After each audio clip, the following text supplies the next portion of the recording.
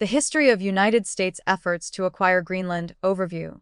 Since the 19th century, the United States has made repeated attempts, both formal and informal, to acquire Greenland from Denmark. These efforts reflect long-standing American strategic thinking that views the island as vital for national defense, Arctic security, and geopolitical influence.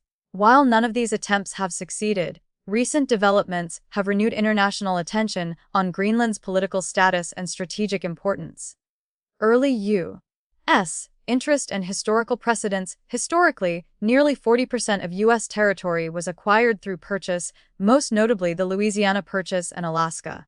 Against this backdrop, discussions about acquiring Greenland emerged within U.S. government as early as 1867, championed by Secretary of State William H. Seward. Similar considerations resurfaced in 1910, though no formal negotiations were concluded.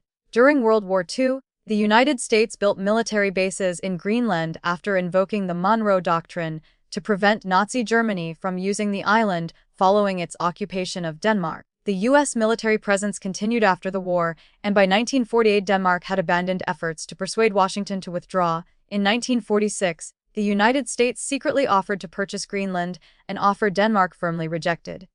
Despite this, the Joint Chiefs of Staff proposed acquiring Greenland again in 1955, underlining the island's perceived military value. NATO, defense agreements, and military presence. Since 1949, Greenland has been under NATO protection, with both Denmark and the United States as founding members. A 1951 defense agreement granted the U.S. a significant role in Greenland's defense and allowed it to operate military bases while formally respecting Danish sovereignty.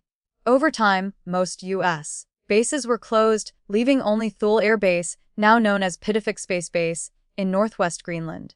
The agreement restricts the United States from expanding its military presence without the consent of both Denmark and Greenland. Military planners have long viewed Greenland as critical to the defense of North America, and historical U.S. war plans included the seizure and fortification of the island in the event of global conflict. However, Danish and Greenlandic authorities have warned that any U.S. annexation attempt would effectively end NATO cooperation. Renewed controversy under Donald Trump. Interest in acquiring Greenland reemerged prominently during Donald Trump's first presidency. In 2019, Trump publicly suggested purchasing Greenland, a proposal rejected by Denmark and described as absurd by Danish Prime Minister Mette Frederiksen. During Trump's second presidency beginning in 2025, his administration has increasingly emphasized American expansionism.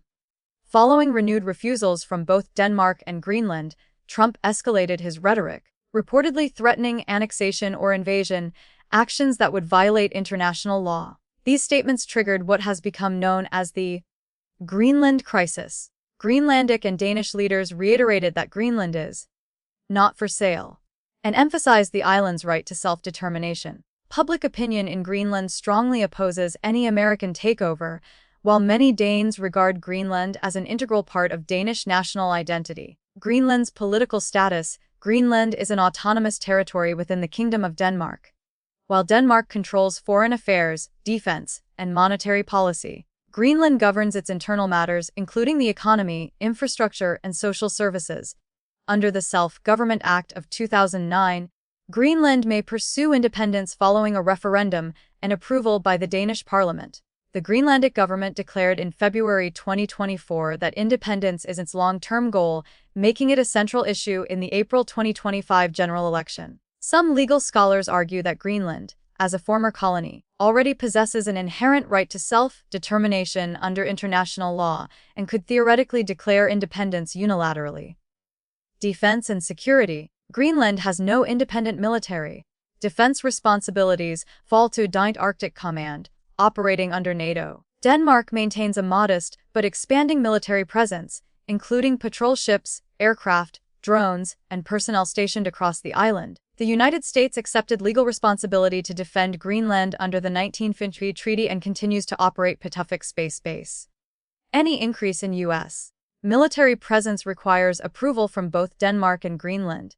Greenlandic officials have stated that an independent Greenland would seek NATO membership and welcome U.S. investment, provided it respects sovereignty and self-determination. Economy and resources. Greenland's economy remains small but relatively egalitarian.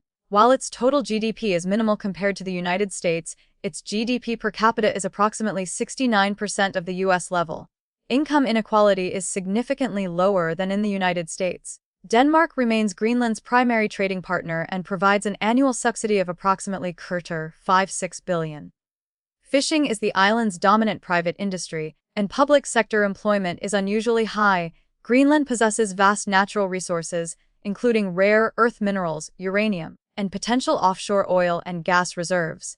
However, mining development is constrained by limited infrastructure, environmental concerns, and political opposition. As of 2025, only 2 mines are active. Experts widely agree that mineral development alone is unlikely to replace Danish subsidies in the near future. Multiple studies suggest Greenland will remain economically dependent on Denmark for at least several decades, even under optimistic development scenarios. Strategic significance. Despite economic limitations, Greenland's strategic value remains substantial due to its location in the Arctic, proximity to North America, and role in missile defense and space monitoring. However, analysts caution that geopolitical hype surrounding Greenland's resources and strategic value has persisted for decades without translating into sustained economic transformation.